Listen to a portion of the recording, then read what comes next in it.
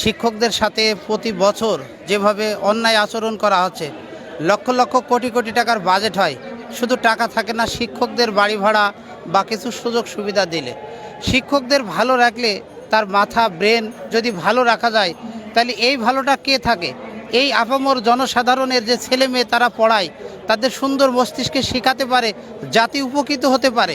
অর্থাৎ আমরা যদি বাংলাদেশকে ভালোবাসি মুখে বলি, তাহলে তো ভালোবাসা হলো না। আপামর জনসাধারণ তৃণমূল থেকে যদি তুলে আনতে হয়, শিক্ষকের সুযোগ সুবিধা দিতে হবে। শিক্ষক ভালো থাকবে, ভালো মন নিয়ে পড়াবে, লক্ষ কোটি ছাত্র জনতা তৈরি হবে, তারাই দেশের সম্পদে পরিণত হবে। সুতরাং আমি অনতিবিলম্বে সরকারের কাছে দাবি জানাই, যে কোনো মূল্যে খুব দ্রুত 20% বাড়ি ভাড়া, মাত্র 1500 টাকা মেডিকেল ভাতা দিয়ে এই শিক্ষকের মুখে হাসি ফোটান। ডক্টর ইউনূস সাহেবের প্রতি আমি বিশেষভাবে অনুরোধ জানাই, আপনি জাতির সেরা ব্যক্তি হিসেবে বিবেচিত হতে পারেন। আপনার কলমের একটা খুঁচাই, একটা স্বাক্ষরে এই 30,000 এমপিওভুক্ত শিক্ষক পরিবারের মুখে হাসি ফুটবে।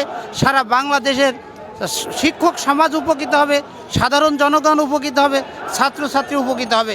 সেই আশাবাদ ব্যক্ত রেখে আমি আমার সংক্ষিপ্ত বক্তব্য শেষ করছি।